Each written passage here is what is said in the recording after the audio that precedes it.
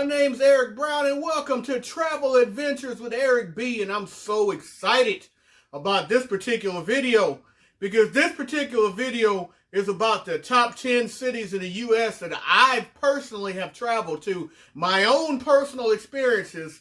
There are a lot of cities I haven't traveled to that I really want to travel to. And I'm going to make this a yearly edition because each year things will change the more I travel. I can see several cities lower on the list moving up with another trip to. I can see cities maybe higher moving down after another trip. Who knows? But right now, this is where I stand on my top 10 favorite cities in the United States at this moment in 2020 that I've traveled to. So grab your popcorn and let's get ready to roll. Number 10, Colorado Springs, Colorado. This one's a little different than some of the other cities on the list. This one's a great city and it's very livable, averaging 300 days a year of sunshine. This is the exact type of place I would love to live. One of the big known attractions to Colorado Springs is Pikes Peak National Park. Pikes Peak National Park, if you go all the way up to the top, it is 14,150 feet above sea level. This is a range where so many people go to all year long. If you want to go to Pikes Peak, the best way to go is to drive most of the way up and catch the bus to the top. Or if you're really in shape, you can hike up, and that's not me. The views in this city are absolutely breathtaking, but one attraction that I really enjoyed was Broadmoor Seven Falls. Broadmoor Seven Falls has 7 different waterfalls in one gigantic walkable park. It is absolutely amazing. You can take an elevator up to the top and enjoy the view from up high and see all 7 falls, or you can take the hike all the way up if you choose to do that. The hike all the way up, they say it's not too bad, but I'll stick to the elevator. Number 9, Virginia Beach, Virginia. Much like Colorado Springs, Virginia Beach is a city that I would very much love to live in.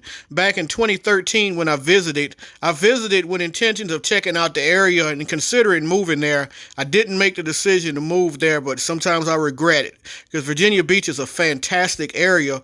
And not just the beaches and the piers in that area. That entire area is very nice. It's very affordable. It's a low crime area, and it's just a fantastic place to be in general. Very impressed by the 3 cities in that area, Virginia Beach, Norfolk, and Hampton. Virginia Beach is actually the largest city in the state of Virginia with a population of 447,841, and that's according to the 2020 census, 44th largest city in the United States of America and still growing. Number 8, New Orleans, Louisiana. Now we're talking about a city that had to be on the list, but I kind of had no idea where to put it, but it had to be on the list. Growing up in Baton Rouge, just about an hour away from New Orleans, I've spent so much time in New Orleans since my early 20s, I would say. My early 20s experiences in New Orleans was a lot of Bourbon Street and partying up in the French Quarters. As I've gotten older, I've learned to appreciate the culture and the architecture around New Orleans a whole lot more. There's so much to do in this city besides just Bourbon Street. You can enjoy places like the World War II Museum, where I just recently went to. Of course, everyone loves Mardi Gras, but it's more to New Orleans than just Mardi Gras. You can go out to the Audubon Zoo, one of the best zoos in the country. You have the Aquarium of the Americas. New Orleans also has so much different culture. You got to go to the Superdome and see the Saints, the Who Dat Nation, if you will. You can go to the arena and see the Pelicans and Zion Williamson, one of the biggest superstars in the NBA. I've seen national championship games in the Superdome in New Orleans. I've seen the WWE WrestleMania in New Orleans in the Superdome. I've seen so many major events. I've been to NBA All-Star games. New Orleans has some of the very best food in the nation. There's just so much and so much culture and things that I still haven't done after all of these years, like maybe going on a ghost tour. That's in the future. I haven't rode the streetcars. So I have been on the alligator tour, which is quite amazing. I recommend that to anyone. And then there's a festival almost every weekend in New Orleans, so you got to check out the French Quarter festivals down there. Number 7, Chicago, Illinois. Dude, speaking of cities where there's a whole lot to do, Chicago has so much to do. And every time I think about my last visit to Chicago in 2018, I think about how much I missed out on. I went to the top of the Willis Tower on a very cloudy day, as you can see in the picture. There wasn't a lot to see. when I went up. But me being the huge sports nut that I am, I did get a chance to see the Michael Jordan statue, which is huge for me to go see the Jordan statue. I got to go see a Cubs game, which was awesome in the rain that day. They even had a delay, but it was beautiful. Also got to go see the White Sox Stadium. I also got to see the Chicago Bears Soldier Field. So I had a great time sports-wise. Even drove down to South Bend, Indiana to see Notre Dame. But there's a whole lot I missed out in Chicago that I plan on seeing on the second visit to Chicago. And some of the things, at least, that I missed out on that I want to check out for next visit, got to go to Millennium Park and check out the Silver Beam. Got to go to Navy Pier. I got to go to Michigan Avenue. Got to check out the Shed Aquarium. Got to check out the Field Museum. Got to check out the Sky Deck, Lincoln Park. So many things I got to check out. And I'll end this about Chicago is by saying the CTA subway is an excellent system. Number 6, Los Angeles, California. This next city is very different than a couple of the other ones you've seen previously on the list. Unless I was filthy rich, Los Angeles is not a city I would want to live in. But I tell you what, it is too iconic to not be high on this list. When you're talking about the Santa Monica Pier and Venice Beach, you talk about amazing. These are the type of places that truly make you feel alive just being at, and you can truly enjoy life just being there. Talk about the Hollywood sign and talk about going and seeing the stars on the Walk of Fame. There's nothing like it. Or just hanging out downtown Los Angeles. You got the Staples Center there. You go see the Lakers or the Clippers and just talk about how amazing it is around just being in LA. Drive a little further out, go to Disney. I tell you, I was really impressed by the Broad. The Broad is a modern art museum, which is absolutely free to get in. You just got to book your tickets online. The pieces in the Broad, as you can see on the screen, are extremely impressive. They have pretty good lines, so make sure you book them for free. Make sure you check out a Dodgers game. I did. I'm a Tampa Bay Rays fan, so I went down there, supported my Tampa Bay Rays, as you'll see in a minute on a picture, down the Dodgers game. Jackie Robinson statue out in front is one of the more interesting places to get into stadium-wise, because I caught Uber up, and you go all the way up a hill, and it's actually built in Chavez Ravine, which is pretty awesome if you really think about going up into the mountains or hills or whatever you want to call it to see a game. It's a pain in the butt to get out of. And you got the Coliseum where you can go catch a USC game. The Los Angeles Rams, they got a new stadium coming along where the Chargers are also going to be, so you'll be able to go there. Don't forget to go to Universal Studio. Similar to Universal Studio in Orlando, you could go to Universal Studio and go to the City Walk and really enjoy that without having to deal with the hustle and bustle of the actual park. You'll still have an amazing time. You have to go check out Grand Central Market. You want to talk about a place for foodies, service, atmosphere, great vibe, all different types of foods. A lot of Mexican food, a lot of Asian food, great breakfast food. Place called the Egg Slut, phenomenal breakfast food. They also have a donut shop called Donut Man, phenomenal donuts. The prices aren't bad. It's clean, wonderful atmosphere, beer, barbecue, some of everything. Fresh vegetables, fresh fruit. It is fantastic. Best market. And last but not least, if you want a great view of the city, go check out Griffin Observatory Park and get a great visit. And of course, you got to go see Melrose Place in Beverly Hills, but there's just too much to do in LA. Number 5, Denver, Colorado. Denver is another city that's high on my list. It's high on my return list, hopefully in 2020. Denver is an amazing city. And much like Colorado Springs, the vibe in Denver is so impressive. It's one of those cities where I would definitely look at where I can say, hey, I would love to move to Denver. But return visit in 2020 is a must because I didn't really get to see as much as I wanted to. But Red Rock Amphitheater, just right outside of Denver, was probably the most impressive thing that I did get to see. This massive outdoor theater is absolutely beautiful. I got a chance to, of course, me as a sports nut I am, I had to go check out a Rockies game because we were in baseball season. I got to go check out the Denver Broncos stadium. My brother's a huge. Among the things I didn't go and do on the previous trip to Denver, that's definitely going to happen on the next trip, hopefully this year.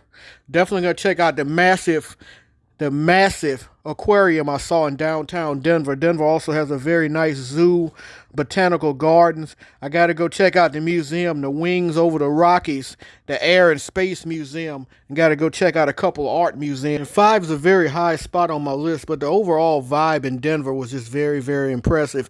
And I'm hoping I can get to go visit sometime this year and spend a little more time, close to a week at least, and really get to check everything out in the city, because I truly love this city. Number 4, Las Vegas, Nevada. Folks, this city right here is all about the glitz and glam. This is definitely not the city I could really see myself living in. Maybe close by, but definitely not living in. But Las Vegas is that city. When you get to Las Vegas and you get off the plane and you get off in McCarran International Airport and you see the slot machines in the airport and you know you're in Vegas, there's just such an air of an excitement. And you could catch that short Uber ride from the airport right there to Las Vegas Boulevard, like the bright lights, the buildings, the glow. I mean, there's nothing like Las Vegas. Las Vegas in and itself, Las Vegas Boulevard, is like being in a totally different world. I haven't had the experience of driving all around the city, but I know one thing. When you're in Las Vegas Boulevard, it feels like you're in a different place when you're in these casinos. And I'm not a big gambler. And if you come to Vegas, you got to go to the Fremont Experience in downtown Vegas. Most locals tell you if you don't go to the Fremont Experience, you ain't been to Vegas, because the Fremont Experience is the original Las Vegas experience. It came along before all of the glitz and glam of Las Vegas Boulevard. So make sure you go to the Fremont Experience if you want to truly experience Las Vegas. I've experienced both, and they're both quite the experience. So remember, Vegas Boulevard, Fremont Experience. Number 3, New York, New York. Ladies and gentlemen, welcome to the concrete jungle where dreams are made of. Earlier, I told you how much there was to do in Los Angeles. Just think that times 2, because there's just too much to do, if you will, in New York City. There's never a boring minute in New York City. I mean, the angles, the views of the beautiful city, the museums, there's just so much to do. The sports. I mean, it's so much more to do than just going to see Times Square and going to see the Statue of Liberty. That's in 2002, me on the old picture right there. But Times Square never gets old. Not only does Times Square never get old, walking across the Brooklyn Bridge never gets old. Seeing Madison Square Garden never gets old.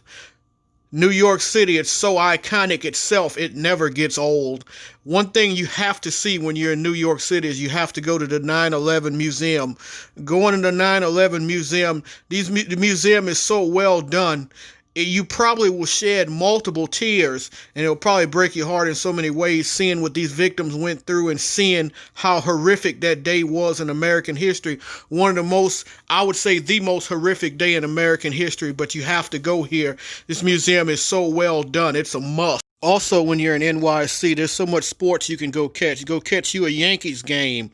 Go to check you out a Mets game. There's just so much in each borough to go check out in New York City.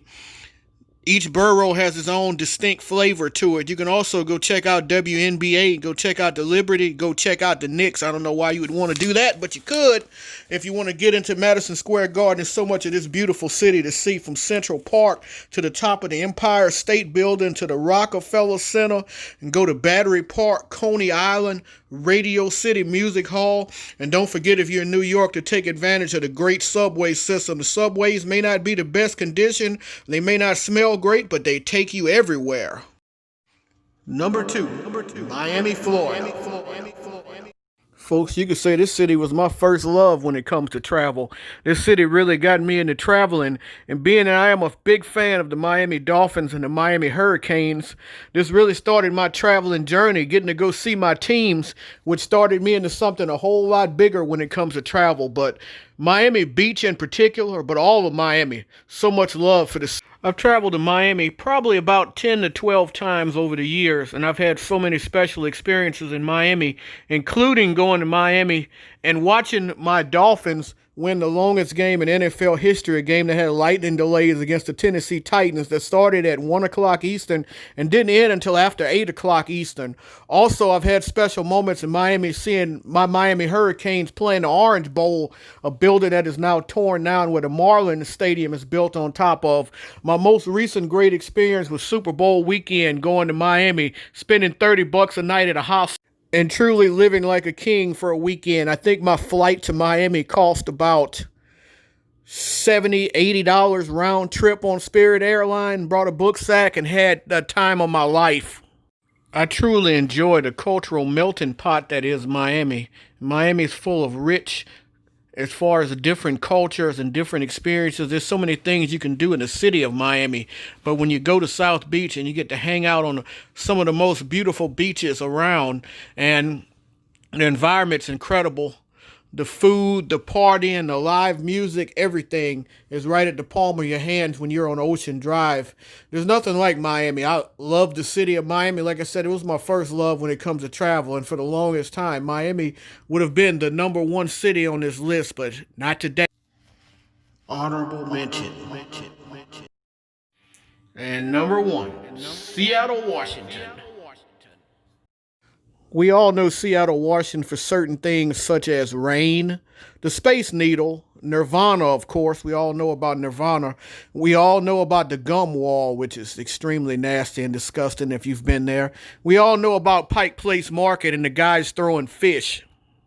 So, what are some of the other things we should know about my #1 city, Seattle, Washington? Well, Seattle, Washington, back in 2016, I never visited, and I wanted to visit for so long, and then I finally visited. And then on the second trip in 2018, I decided I wanted to move there. 2019, I decided to do a little apartment looking in the area and planned to move there in April of 2020. And then this thing called Corona happened. So that hasn't happened. If you know me, two things I love is the beach and the mountains. And Seattle has both. Make sure when you're in Seattle Center and you're checking out the Space Needle, make sure you go to MoPop, the Museum of Pop Culture. That is a recommendation of mine. It is fantastic. And I love the horror movie exhibits. I'm not sure if you're into horror movies like I am, but the horror movie exhibits are absolutely fantastic. They got all of the characters. You'll truly enjoy that entire museum.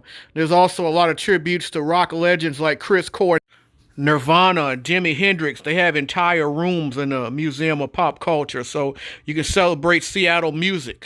2019, for the 4th of July, I happened to see the fireworks display at Gasworks Park. Gasworks Park was an old planet one time, and Gasworks Park is an amazing place to see a view of Seattle, and one of the best fireworks displays I've ever seen in person. You'll truly enjoy this park. If you come when there's no fireworks, you'll love the view.